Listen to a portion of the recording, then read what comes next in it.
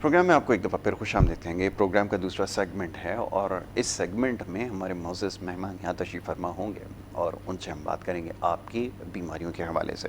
Break पे जाने से पहले जैसे मैंने अर्ज़ किया था कि डॉक्टर सलमान सिद्दीकी हमारे साथ यहाँ पर मौजूद हैं, तो वो स्टूडियोज़ में तशरीफ़ ला चुके हैं। सबसे पहले तो मैं उन्हें खुशामदीद कहूँगा। बहुत शुक्रिया आपका डॉक्टर सलमान, प्रोग्राम में वक्त देने के लिए। डॉक्टर सलमान एक होम्योपैथिक डॉक्टर हैं, उसके साथ साथ एक मोटिवेशनल स्पीकर भी हैं, स्कॉलर भी हैं, फिलैंथ्रेपिस्ट भी हैं माशाल्लाह से।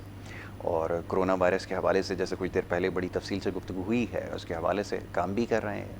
और साथ में आपको ये भी बताते चलें कि कोरोना वायरस का जो इलाज तो उसको नहीं कहा जा सकता, लेकिन उससे बचने के लिए जो तदाबीर की जा सकती है, उसमें जो अद्वियात इस्तेमाल होती हैं होम्योपैथिक के अंदर वाफिर मकदार में ऐसी मेडिसिन हैं जिसके इस्तेमाल से आप इससे महफूज रह सकते हैं। उसकी अहमियत के हवाले से भी बात होंगी। उसके साथ साथ आप डॉक्टर सलमान सिद्दीकी ने एक होम्योपैथिक की फ़लाह के लिए, बेहतरी के लिए एक बड़ा अहसन कदम उठाया है, जिसमें आपने एक तंजीम बनाई है blue birds doctors homeo association, यानी कि BBDHA के नाम से। और उसमें पाकिस्तान के मुख्तलिफ जो होम्योपैथिक डॉक्टर्स हैं उनको ऑन बोर्ड ले रहे हैं और इसकी तरवीज के हवाले से, इसकी प्रमोशन के हवाले से काम भी कर रहे हैं। और इसके साथ साथ माशाल्लाह पोर्टफोलियो आपका बड़ा तवील है। मुख्तलिफ अवार्ड से भी हालिया दिनों में आपको नवाजा किया आपकी कारकर्दगी की वजह से, तो उसका भी आज ज़रूर तज़किरा करेंगे। लेकिन आपकी बीमारियों के हवाले से और ख़ास तौर पे होम्योपैथिक तरीका इलाज के हवाले से हम प्रोग्राम में बात करते हैं, तो आज वो सिलसिला जारी रहेगा। बहुत शुक्रिया डॉक्टर सलमान, प्रोग्राम में वक्त देने के लिए। सवालात आपके लिए बहुत सारे हैं। मुख्तलिफ़ बीमारियों के हवाले से आपने बड़ी तफसीलन गुफ्तगू की थी, और उसमें जो सर फ़हरिस्त एक मसला जिसके ऊपर आपने बात की वो गुर्दे के मसाइल थे। अब उसके ऊपर भी पैगामात हैं और साथ साथ दीगर जो मसाइल, और जैसे मैंने कहा कि लोगों के इल्म में ये बात भी होनी चाहिए कि कोरोना वायरस तक क्या जो है वो उससे बचाव के लिए अद्वियात मौजूद है। मैं चाहूँगा इसके ऊपर गुफ्तगू कीजिए। बिस्मिल्लाह।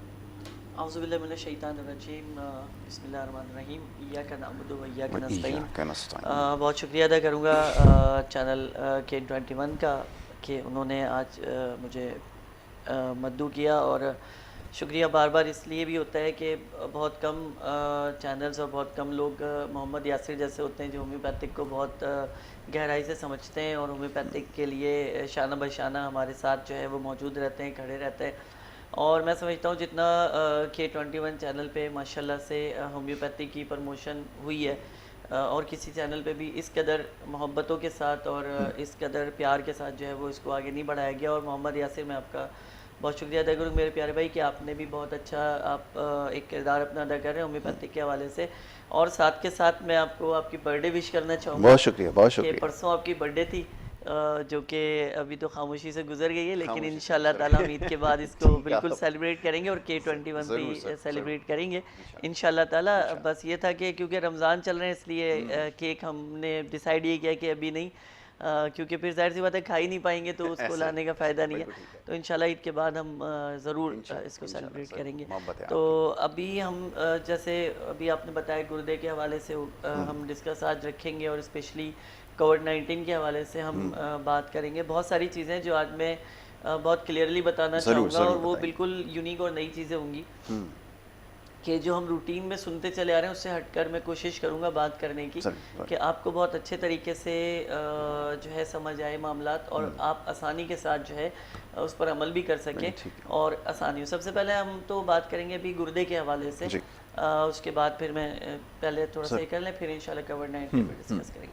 अच्छा, गुर्दे के हवाले से ये कि अब हमारा पास है तीसरा अशरा जो आ चुका है। अशरा जो है मग़फ़िरत हमारा गुजर गया। अब हमारे नार यानी आग से बचने के लिए खलासी से अल्लाह ताला हमको अपनी रहमतों में रखे और हमें दोज़ख की आग से नार के हम से महफूज रखे।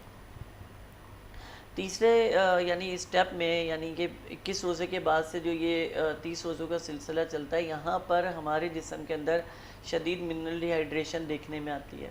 उसकी वजह ये होती है कि हम शुरू के 10 रोज़े जिस तरह गुजारते हैं तो हमारा जिस्म खुद उसे जो है सेट कर रहा होता है, अपनी मदद आपके तहत सारा चल रहा होता है। लेकिन जब 10 से 20 रोज़े आते हैं तो मुकम्मल तौर पर मेंटेनेंस जो है पावर बढ़ जाती है, और आपका जिस्म का जो दिफाई निज़ाम है वो बेसिकली कमज़ोर पड़ जाता है, क्योंकि आपके पास रसद ख़त्म हो जाती है प्रोटीन, विटामिन्स, कैल्शियम, लामियात, कार्बोहाइड्रेट, जो कुछ भी जिस्म के अंदर वर्क कर रहा होता है वो ख़त्म होना शुरू हो जाता है। तो 10 से लेकर 20 तक के जो रोज़े हैं ये बड़े अहमियत के हामिल होते हैं कि यहीं पर आके बंदा कहता है बस भाई हो गई अब जो है।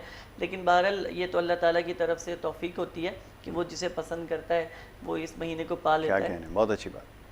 अब होता क्या है कि अब ये जो 20 से 30 रोज़े का जो अब सिलसिला शुरू हो रहा है, ये सिलसिला होगा मिनरल डिहाइड्रेशन का और डिहाइड्रेशन का। इसमें क्योंकि हम सहरियाँ इतनी कर चुके हैं 20 और इफ्तार 20 खा चुके हैं, तो अब उसके रिएक्शन की बारी है क्योंकि अब हमने अपने जिस्म पर लगा लिया, अब हमें उसको कवर करना है। लेकिन हम फिर भी बात नहीं आएंगे, हमने उसी तरह ही सिलसिले चलाने। अब क्या होगा, इसमें आखिरी 10 दिनों में जो सबसे बड़ी शिकायत होती है वो एसिडिटी की होती है, पेट में दर्द की होगी, कब्ज़ की होगी, मोशन की होगी, उल्टी की होगी। और जो पित्ते के अमराज में मुब्तला लोग हैं या जिगर के अमराज में मुब्तला लोग हैं उनको पेन शुरू हो जाएगा। जो गुर्दे के अमराज में मुब्तला लोग हैं उनको गुर्दे में जो दर्द है वो शुरू हो जाएगा। उसकी वजह ये है कि हमने रूटीन में क्या हो गया कि 20 दिन से रूटीन का पानी के सुबह पीना है और रात को पीना है। 12 से 14 घंटे का जो ये एक तसलसल है ये उसी तरह चलता चला जा रहा है जो कि आइंदा 10 दिन भी चलेगा।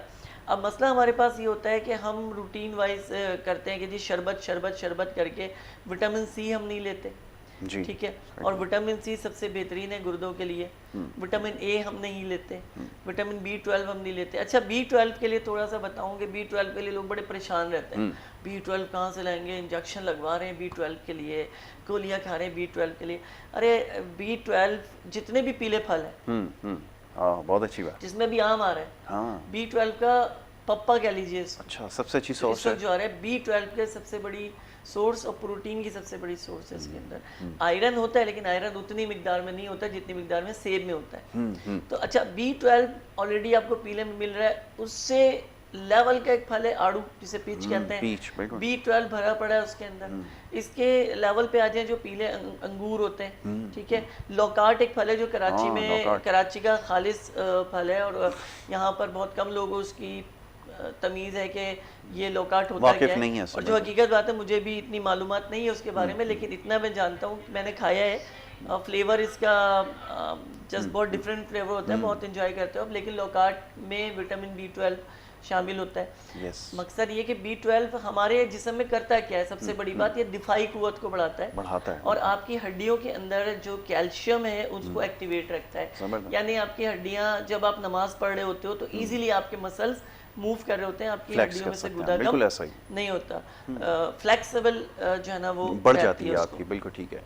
अब जो गुर्दे के इन्फेक्शन है स्पेशली, उसमें क्या होता है कि गुर्दे या तो शिलिंग होना शुरू हो जाएंगे, सुकड़ना शुरू हो जाएंगे, या इनमें सोजिश आना शुरू हो जाएगी। अब जो लोग गुर्दे की पथरी का शिकार हैं उनके लिए सबसे बड़ी मुसीबत ये कि उनके गुर्दे में सुइयाँ चुभना शुरू हो जाना, कमर में दर्द का शुरू हो जाना, उबकाई की कैफियत आने लगना और बाज़ दफ़ा उल्टी की भी शिकायत होना शुरू हो जाती है और ब्लड प्रेशर हाई रहने लगता है, क्योंकि यूरिक एसिड को पास होने का मौका नहीं मिलता कि 12 बजे तक जो यूरिन आप पास करते हैं वो फ्लो के साथ हो जाता है। उसके बाद आप 12 से लेकर शाम को 6 बजे तक यूरिन की यानी पेशाब की हाजत नहीं हो रही होती, लेकिन अंदर तो सिस्टम चल रहा है ना, आप उसी तरह काम कर रहे हैं, उसी तरह से सो भी रहे हैं, उठ भी रहे हैं, जाग भी रहे हैं, वर्किंग भी कर रहे हैं, धूप में भी जा रहे हैं, छाँव में भी जा रहे हैं, ट्रैवल भी कर रहे हैं। बिल्कुल ऐसा, ये सारी चीज़ें बहुत ज़्यादा अहम होती हैं। तो यहाँ पे आके हमारा सबसे बड़ा नुकसान ये होता है कि अगर हम सुबह के वक्त में लेमन का शिकंजीन ले लें या हम लस्सी पी लें या हम फल, मैंने जैसे बताया फलों का इस्तेमाल रखें, तो इससे पूरे दिन में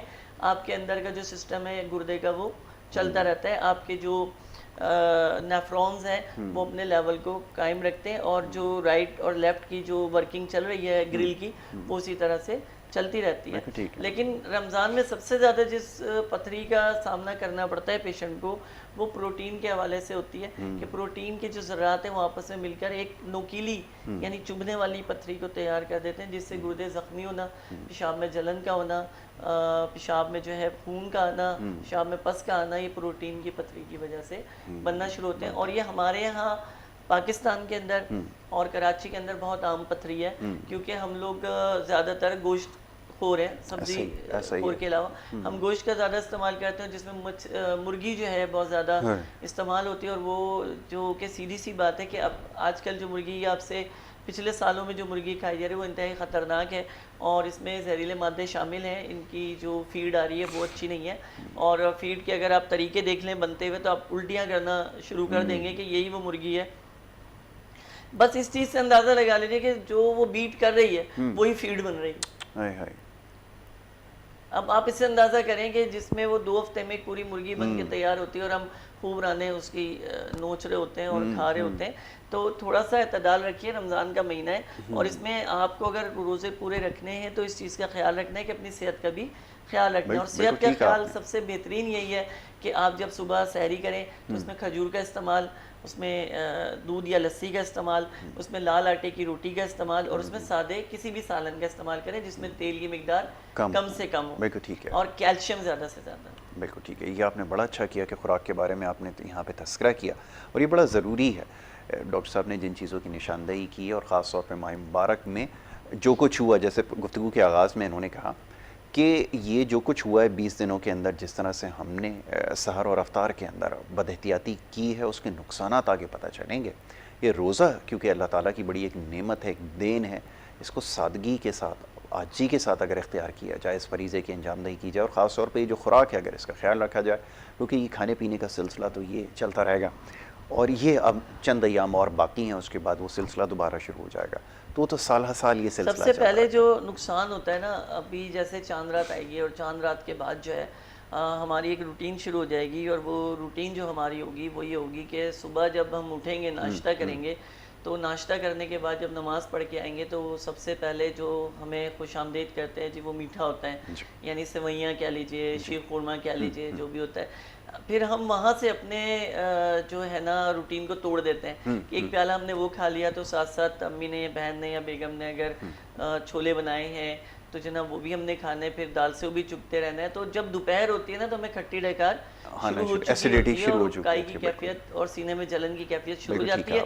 लेकिन हमने फिर भी बाज नहीं आना होता क्योंकि फिर वो खाना पक चुका होता है। तो 30 दिन के बाद कोई दोपहर का खाना खाया जा रहा होता है तो वो ये होता है कि बस अब उसमें क्योंकि दोपहर में 30 दिन के बाद बन रहा है तो गोश्त से कम तो चीज़ होगी नहीं, ये भी तो जिसमें पसंदे हो, जिसमें स्टू बना हो या आलू गोश्त बना हो, XYZ कुछ भी बना होगा, तो वो हमने जो है अच्छे से खाना है। हाँ, मुरखन ग़िज़ा का इस्तेमाल और अच्छे से खाना है, यानी कि अब तो जो है ना, अरे भाई 1 महीने के बाद जिस्म को आहिस्ता आहिस्ता उस लेवल पर लेकर आओ। बहुत अच्छी बात आपने कही। आपको बताऊं, जॉइंटिस जब सही हो जाता है तो असल में उसके बाद उसका इलाज शुरू होता है। क्या अच्छी बात आपने कही। गुर्दे की पथरी जब खत्म हो जाती है, नहीं निकल जाती, तो असल में उसके बाद उसका इलाज शुरू होता है, जहाँ पर हम एहतियात नहीं करते और हमें दोबारा पथरी का सामना या जॉइंटिस का सामना जो है करना पड़ता है। तो आपको मैं ईद की बड़ी ज़बरदस्त बताऊँ कि ईद में सबसे पहले आप जब शीर खुरमा खाएं तो उसके बाद पेट को बिल्कुल खाली रखें, कोई छोले कोई नहीं खाएं और दोपहर का खाना कोशिश करें कि आप ना लें, क्योंकि आप नाश्ता कर चुके होते हैं, शीर खुरमा खा चुके होते हैं,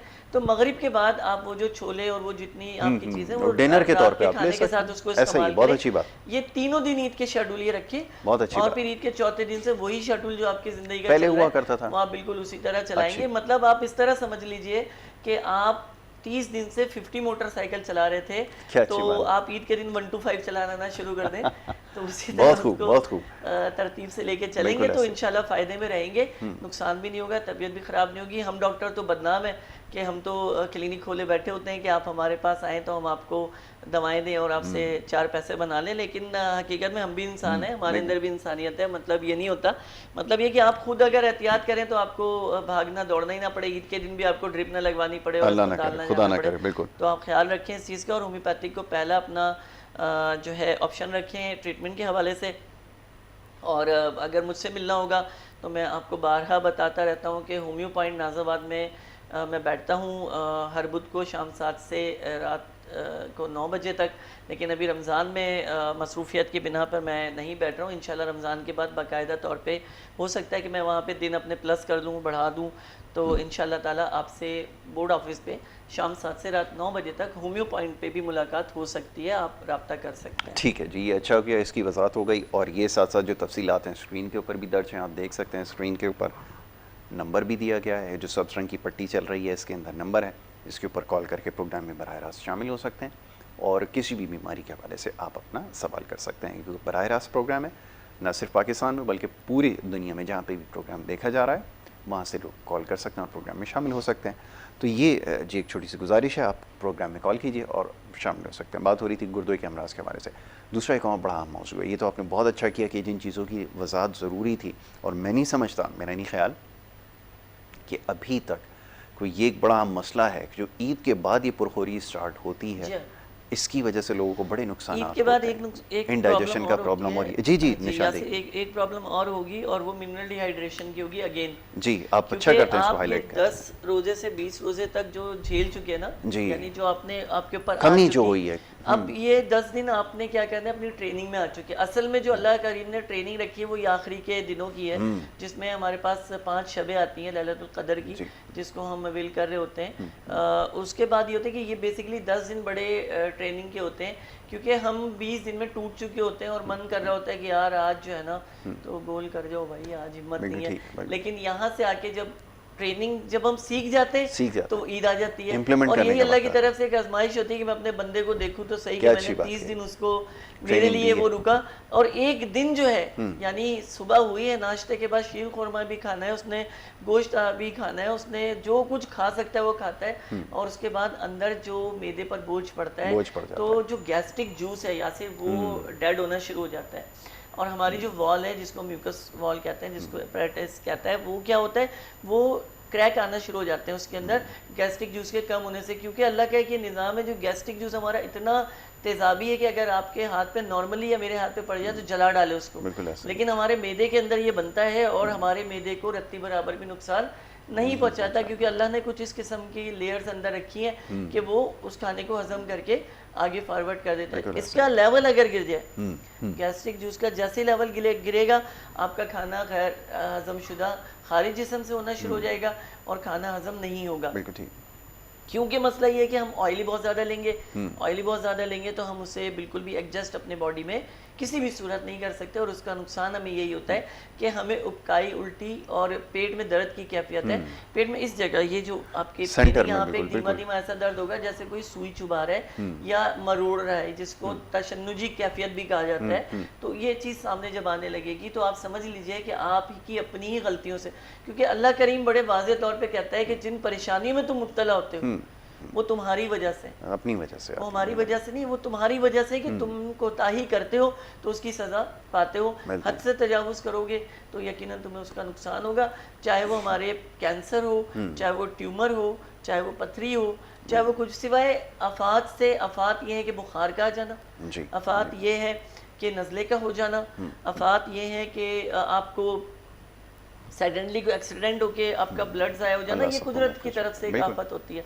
लेकिन आप आफत खुद लाएं, कोल्ड ड्रिंक पीने के बाद, फूस कर चिकन खाने के बाद, अगड़म शगड़म लेने के बाद, जंक फूड लेने के बाद, तो इसमें अब आप कहेंगे या अल्लाह मैं तो बीमार हो गया, मेरे रब तू मुझे शिफा दे, तो ज़रा अपने गिरबान में तो झांक कर देखें कि गलत तो आप खुद कर रहे हैं। तो आप इस चीज़ का बिल्कुल आप ख्याल रखिए, खुराक में एहतियात रखिए। बिल्कुल आपने वजह फरमाया कि ये सबसे ज़्यादा ज़रूरी है कि खुराक में अगर एहतियात हो, खुराक में एहतियात बहुत, तो फिर आप जो मुख्तलिफ बीमारियों से महफूज रहेंगे। और ये बड़ा अच्छा किया आपने, ये मौजू आज जो है वो छेड़ दिया कि ये जो ख़ास तौर पे माह मुबारक के मुकम्मल होते ही ईद के दिन से जो पुरखोरी शुरू होती है, हमारे पास जो केसेस आते हैं ना मोशन और उल्टी के आते हैं सबसे ज़्यादा इसी वजह। उसकी वजह क्या है कि आते बर्दाश्त नहीं करती, गैस्ट्रिक जूस ऑलरेडी डाउन हुआ होता है, उस पर आप जब इतना खा लेते हैं तो हाजमे की गुंजाइश होती नहीं है, तो वो मोशन और उल्टी की सूरत में मिनरल डिहाइड्रेशन यानी नमकियात कम हुए और डिहाइड्रेशन उसके बाद हुआ, और उसमें बंदे के बचने के इम्कान बहुत कम होते हैं क्योंकि एकदम से पानी सक हो जाता है जिस्म का, फिर आप ड्रिपें लगवा रहे होते हैं। तो ऐसे हालात लेकर ही ना आए, जिससे बहुत अच्छी बात है। तो ठीक है जी, आप हमसे रब्ता कर सकते हैं, स्क्रीन के ऊपर नंबर दिया गया है आपके सामने, क्लिनिक का एड्रेस वगैरह भी सब कुछ चल रहा है। डॉक्टर सलमान सिद्दीकी का जो पर्सनल नंबर है वो भी स्क्रीन पे दिया गया है। अगर आप इस हवाले से कुछ जानना चाहते हैं तो इसके ऊपर गुफ्तगू करेंगे। अभी हम एक छोटी सी ब्रेक हमें यहाँ पर लेनी होगी, एक छोटी सी ब्रेक लेते हैं। ब्रेक के बाद जब वापस आएंगे तो आज का जो इस वक्त सबसे बड़ा मसला पूरी दुनिया को दरपेश है, कोरोना वायरस, उसके हवाले से क्या कुछ हो रहा है होम्योपैथिक के अंदर, इसके ऊपर बात करेंगे। ब्रेक लेकर वापस आ रहे हैं, आप देखते रहें प्रोग्राम गुड मॉर्निंग कराची।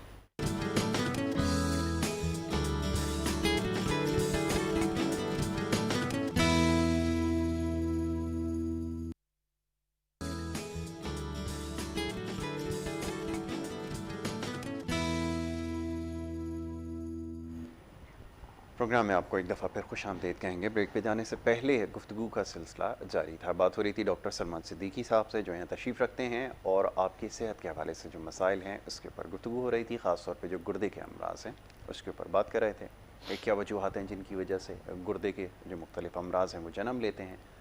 और एक और बड़ा अहम मौजू जिसके ऊपर बात हो रही थी वो ये कि जो खुराक में जो बेहतियाती है इसकी वजह से जो नुकसान होते हैं उनसे कैसे बचा जा सकता है, इसके ऊपर अब तक हमने बात की है और इंशाल्लाह इसके ऊपर आगे भी गुफ्तगू हमारी रहेगी। लेकिन जैसे ब्रेक पे जाने से पहले एक चीज़ की और निशानदही मैंने की थी, वो ये कि जो कोरोना वायरस की वजह से अब तक जो कुछ हुआ है, जो नुकसान हो रहे हैं, उससे कैसे बचा जा सकता है। और एक बात जो प्रोग्राम करने का असल मकसद और मसरफ़ है वो ये, इस बात को लोगों तक पहुँचाया जाए कि होम्योपैथिक के अंदर कम बेश तमाम ही बीमारियों का, और ऐसी बीमारियों का जिनको ये समझा जाता है कि वो लाकाबिले इलाज हैं, नाकाबिले इलाज हैं, लाइलाज हैं, उनका इलाज जो है वो इसके अंदर मुमकिन है। तो इसकी अहमियत को उजागर करने की ज़रूरत है। जिस हवाले से बात कर रहे हैं तो कोरोना वायरस एक आलमी वबा है, इससे कैसे बचा जा सकता है और क्या होम्योपैथी के अंदर ऐसी अद्वियात मौजूद हैं जिनसे पेशगी अगर उनको इस्तेमाल किया जाए तो इससे बचा जा सकता है। हमारा से मैं चाहूँगा इसके ऊपर गुफ्तगू की। बहुत बहुत शुक्रिया यासिर। हम लोग अगेन हुए और आजकल जो हालात चल रहे हैं स्पेशली पाकिस्तान में और हमारे हमसाया मुल्क हिंदुस्तान में जिस तरह के हालात चल रहे हैं, जिस तरह बात हो रही हैं, बात इतनी है कि इंसानियत तो ये कहती है कि एक इंसान भी मरे तो उसकी तकलीफ़ होती है। इसके लिए कोई कैटेगरी नहीं है कि मुसलमान मरे या हिंदू मरे या क्रिश्चियन मरे या ईसाई मरे या यहूदी मरे। बात मरने की है कि वो अगर मरा है तो वो इंसान मरा है। तो इंसानियत के हवाले से हम उस पर अफसोस जो वो कर सकते हैं। लेकिन जहाँ बात है हमारी अपनी कोताहियों की, बिल्कुल ठीक, तो वहाँ पे मारे जाएं तो फिर अफसोस के साथ साथ ये होता है कि हम फौरी तौर पे, क्योंकि हमारी आदत है एक दूसरे पर डाल देने की, तो हम ये कहते हैं यार हम देखा एहतियात नहीं की ना। तो वो सवाल ये पैदा होता है कि कोरोना वायरस या कोविड-19 हुकूमत के कितने ज़राए ऐसे हैं जिन्होंने बैठकर गांव में, देहात में, कच्ची आबादियों में किसी किस्म के कोई लेक्चर दिए हों। हुकूमत के कितने इदारे ऐसे हैं जिन्होंने घर घर जाकर, दरवाज़ा बजाकर इस चीज़ को समझाने की कोशिश की हो कि देखें हम एक बार आए, बार बार नहीं आएंगे, लेकिन आप समझ जाएं। कितने इदारे हैं जिन्होंने मास्क की अहमियत, मास्क ये तो आप कहते हैं मास्क पहने, ठीक है जी, लेकिन उसकी अहमियत को उजागर किया हो। कितने इदारे ऐसे हैं जिन्होंने आपको ये तो कहा जा रहा है कि जी हाथ को 20 सेकंड तक धोइए, ठीक है, मगर उन इदारों से सवाल ये कि पानी भी तो दीजिए। बहुत अच्छी बात आपने की, बहुत खूब। पानी नहीं है, हाथ कहाँ से धोएंगे? चलिए मान लेते जी सैनिटाइजर आ गया। सैनिटाइज़र की, एक छोटे से सैनिटाइज़र की कीमत 500 रुपये से शुरू होकर 1500 रुपये में ख़त्म होती है। एक शख्स जो 20,000 रुपये कमाता है, मजदूर, वो क्या 500 रुपये का सैनिटाइज़र 2 दिन में ही मुका देगा? तो उसकी पूरी तनख्वाह उसके फैमिली में तो सैनिटाइज़र में लगी, तो उसने रोटी क्या खानी है, फिर उसने ज़िंदगी क्या जीनी है, ठीक है। देखिए यहाँ से बच्चे जब पैदा होते हैं ना, छोटा सा होता है, डिपेंड करते हैं आपकी तरबियत के ऊपर कि आप उसकी तरबियत कैसी कर रहे हो। उसने तो बड़ा होना है। जब ये एक छोटा सा एक वबा आई थी, एक बीमारी आई थी, तो अगर आप तब इसको संभाल सकते तो आज हमें ये दिन नहीं देखने पड़ते। अगर हम बात करें पूरी दुनिया के इंसानों की तो 7 अरब से ज़्यादा के करीब इस दुनिया में लोग बसते हैं। 1 अरब जो है कोरोना वायरस से मुतासिर है, ठीक है, सही है, हम 6 अरब को छोड़ देते हैं, 1 अरब कोरोना वायरस से मुतासिर है। तो ये लोग जो 1 अरब लोग कोरोना वायरस से मुतासिर हैं, क्या इनके पास वो सहूलतें मौजूद है कि ये इससे बच सकते हैं? बिल्कुल ठीक है। क्या इनके पास ये सहूलतें मौजूद है कि वो इससे महफूज रह सकते हैं? नहीं। हमारे पास मास्क जो है सड़कों पे बिक तो रहे हैं लेकिन गैर मयारी, ऐसा ही, जिसमें कोई मयारी नहीं है कि हम मास्क लगाने के बाद इसकी कोई श्योरिटी नहीं है कि ये हाइजीनिक है या नहीं है। और सबसे बड़ी बात ये कि हाइजीनिक करना है तो हम क्या कर रहे हैं, और मैं स्पेशली यही करता हूँ कि भाई मास्क लगा के अगर 2 घंटे लगाया तो उसको धूप में रख दिया कि चलो भाई सूरज की जो शुआएं से जरासीम खत्म हो जाएंगी। आप मुझे ये बताइए कि अब जो N95 जो मास्क है आम बंदे की पहुंच में है ही नहीं। 800 से लेकर 1500 रुपए की उसकी कीमत है, 2500 रुपए की उसकी कीमत है यासिर। तो आप बताइए एक आम आदमी उस मास्क को अफोर्ड कर सकते हैं? तो फिर आप बार बार ये कहना है कि मास्क लगाइए, 6 फुट का फासला रखिए, बार बार साबुन से हाथ को धोइए, तो आप कुछ ऐसा तरीका हमारी आवाम को ऐसे फर्दन क्यों नहीं समझाते कि उसको बात की समझ आए? आप कहते हैं 6 बजे मार्केटें बंद कर दें, तो क्या मार्केटें बंद करने से कोरोना ने मूव नहीं करना? नहीं है, मसले करेगा। सवाल ये पैदा होता है कि हम किस तरह इससे बच सकते हैं। तो इसका सबसे बेहतरीन जो हमारी शरीयत और दीन मोहम्मद सल्लल्लाहु अलैहि वसल्लम में इसका बेहतरीन जो तरीक़ेकार अल्लाह करीम ने भी इरशाद फरमाया, खुद नबी करीम सल्लल्लाहु अलैहि वसल्लम ने करके दिखाया। जी जी, प्रैक्टिकल तरीके का वो वज़ू। बिल्कुल ठीक है, बहुत अच्छी बात है। आप जब वजू करते हैं ऑटोमेटिकली आपके हाथ धुल गए। 5 मरतबा आप नमाज पढ़ते हैं, 5 मरतबा हाथ वैसे धुल गए। आप देखिए दीन का बड़ा कमाल के खाना खाने से पहले हाथ धुलवा रहे हैं, बिल्कुल ऐसा ही, खाना खाने के बाद हाथ धुलवा रहे हैं, ऐसा ही, कहीं से बाहर से आए तो हाथ धुलवा रहे हैं। तो ये तो अब दुनिया को पता चल रहा है ना, ऐसा ही। दुनिया तो अब कह रही है कि हाथ धो हाथ धो। हमारा दिन तो 1500 साल पहले कह बहुत अच्छी बात आपने कही, ऐसा ही कि अपने हाथों को धो, अपने हाथों को साफ रखो। दीन क्या कह रहा है? सफाई निफ्स ईमान है। ऑटोमेटिकली आप देखिए कि शरह मुसलमानों में इस चीज की काफी कम इसलिए है कि 70% मुस्लिम जो है अभी रोजा रख रहे हैं, ऐसा ही 80% मुस्लिम अभी रोजा रख रहे हैं, वजू से हैं, नमाज पढ़ रहे हैं, तरावी पढ़ रहे हैं और अपने बॉडी को मूव कर रहे हैं। कोरोना की सेकंड लहर जो ये आई है, ये सेकंड डिजॉर्डर एकदम हो क्या रहा है कि अब ये चेंज हो गया है। पहले क्या था कि कफ बन रहा था, ठीक है, फेफड़ों में बलगम बन रही थी और बलगम बनने के बाद सांस लेने मुश्किल थी, बंदा 4 से 8 दिन लगा रहा था खींचने में, चलो ऑक्सीजन ऑक्सीजन ऑक्सीजन। अब क्या हो रहा है कि क्लाउडिंग शुरू हो चुकी है ब्लड में। अब वो कफ का सिलसिला नहीं है, अब उससे वायरस अब ऊपर की तरफ आ गया, अपग्रेड हो गया कि उनके ऊपर जो तजुर्बात किए गए वो उससे और ज्यादा ताकतवर हो गए। और ये कानून कुदरत है, स्प्रिंग को जितना दबाएंगे वो उतना मुंह को आएगा। एक बच्चा अगर आपसे जिद कर रहा है कि मुझे ये चीज खानी है, मुझे ये चीज चाहिए, और आप उसे मार कर चुप करा देंगे, तो क्या आप समझते हैं उसकी जिद खत्म कर देंगे? नहीं, ऐसा ही और ज्यादा खतरनाक होगी। वो लड़ाई की सूरत में होगी, वो चोरी की सूरत में होगी, वो बदतमीजी की सूरत में होगी, वो चीजें तोड़ने की सूरत में होगी, वो घर से भाग जाने की सूरत में होगी, मुख्तलिफ चीजें सामने आएंगी। यही हमने कोरोना के साथ किया, कोविड-19 के साथ ये किया कि हमने बाजारें बंद करा दी, मार्केटें बंद करा दी। तो मैं बड़ी एक कॉमन सी बात करूंगा फ्रीक्वेंसी के हवाले से। हम तो कोविड-19 की बात नहीं करते, हम तो फ्रीक्वेंसी की बात करते हैं कि आप फ्रीक्वेंसी लगाइए और उसमें एकदम से आपको एक दुखी गाना आ जाएगा, तो आप कहोगे भाई मेरा मूड तो सही, मैं दुखी गाना क्यों सुनूं?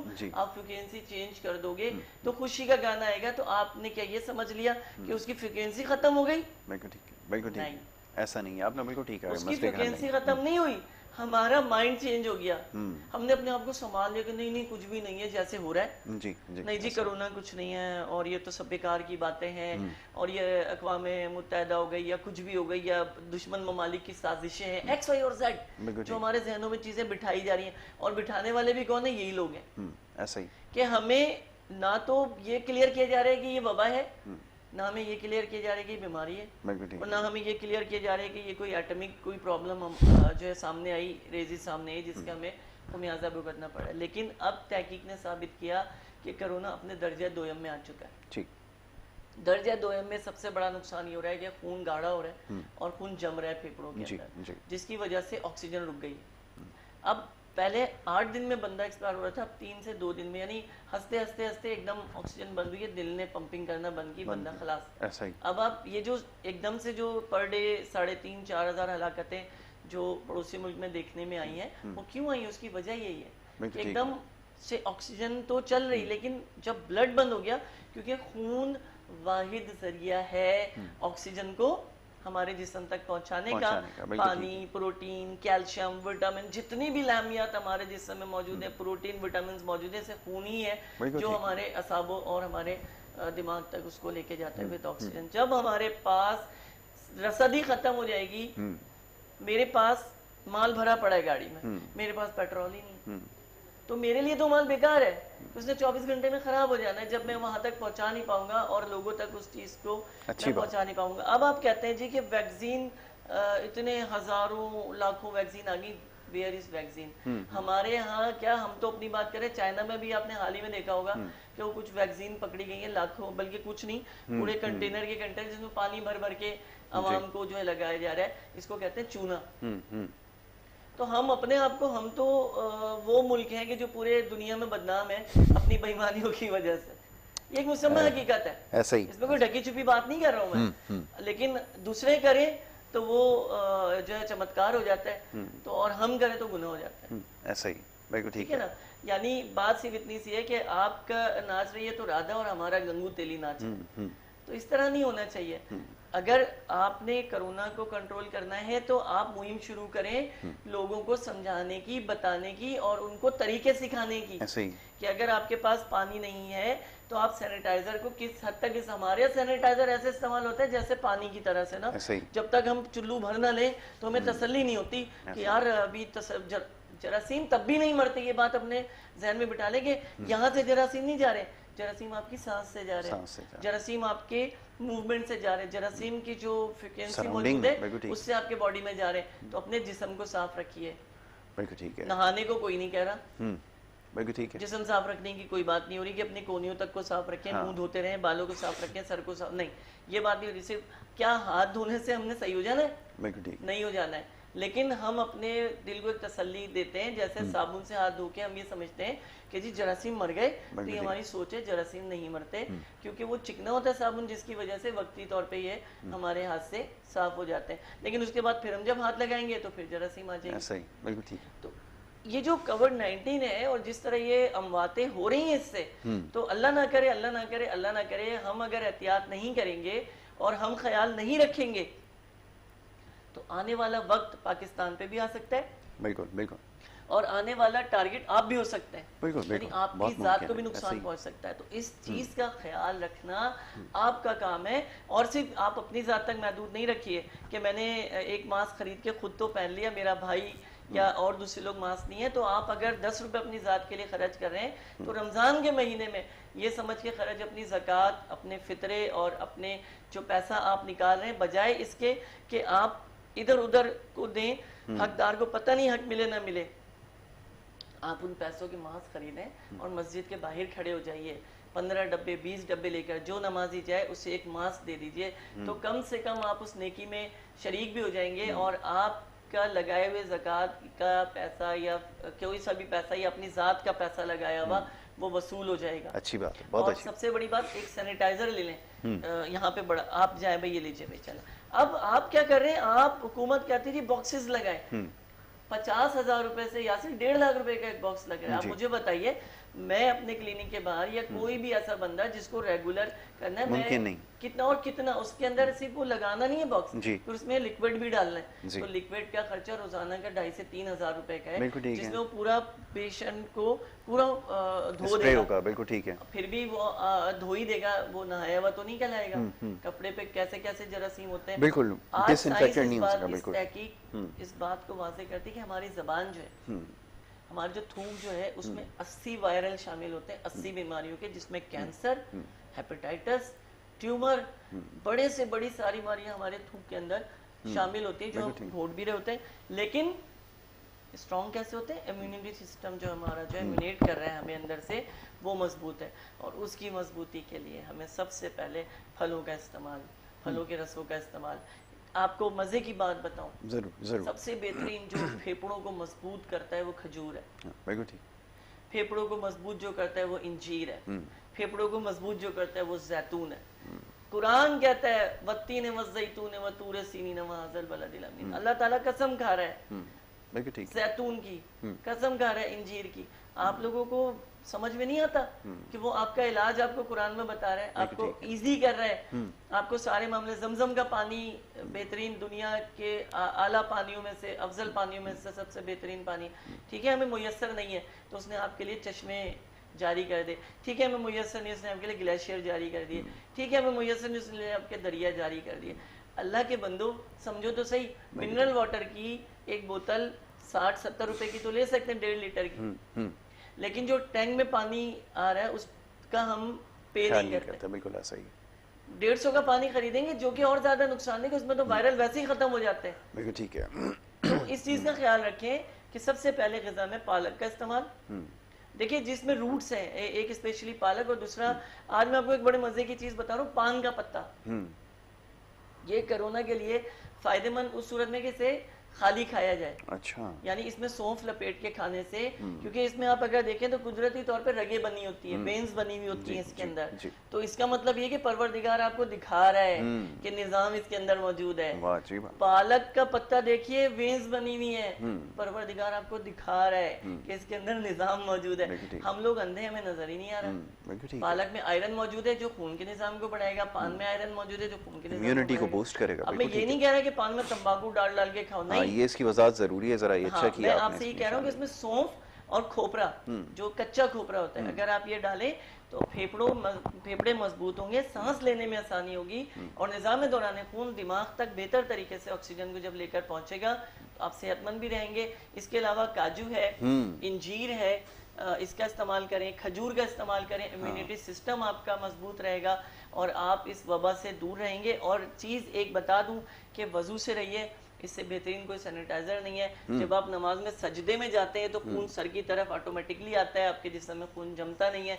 और ये इसीलिए रब्बे ताला ने एक तरतीब से रखे हैं कि सुबह में जो सजदे हैं, फिर दोपहर के, ज़ोहर के जो सजदे हैं, या असर के जो सजदे हैं, या मगरिब के जो सजदे हैं, या इशा के जो सजदे हैं, इनमें तरतीब भी रखी है, इसमें तादाद भी रखी है। बिल्कुल ऐसा ही। तो ये अल्लाह बेहतर जानता है, हम इस तफसील को नहीं जान पाएंगे क्योंकि परवरदिगार ने बहुत सारे मामलातों को अपने हाथ में ले रखा है।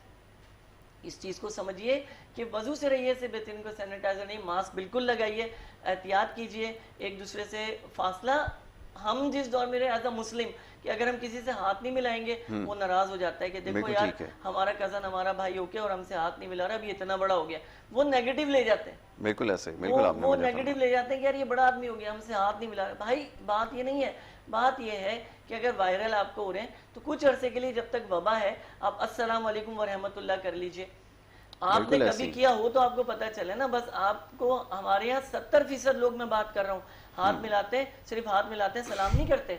ऐसा ही आपने। तो फिर आप किस चीज के लिए यहाँ पे इतनी तकरीरें कर रहे हैं? तो आप अगर हाथ मिलाकर सलाम करते तो आज ये वबा आप तक पहुंचती नहीं। बिल्कुल ठीक। लेकिन आप सिर्फ हाथ मिलाते सलाम नहीं करते, तो आप 6 फुट के फासले से भी आप जब सलाम करेंगे अस्सलाम वालेकुम व रहमतुल्लाह, तो ये जितने भी लोग वहाँ होंगे उन पर वाजिब हो जाएगा जवाब देना, और आप तमाम तक लोगों तक सलामती को पहुंचाएंगे और आप तक उनकी तरफ से सलामती पहुंच जाएगी। अपने हाथ को जरूर साफ रखिए। मैं ये नहीं कहता कि सैनिटाइजर इस्तेमाल करें, बेहतरीन ये है कि आपके पास अगर पानी है तो 2 चुल्लू पानी से भी आप अपने हाथ को साफ कर सकते हैं।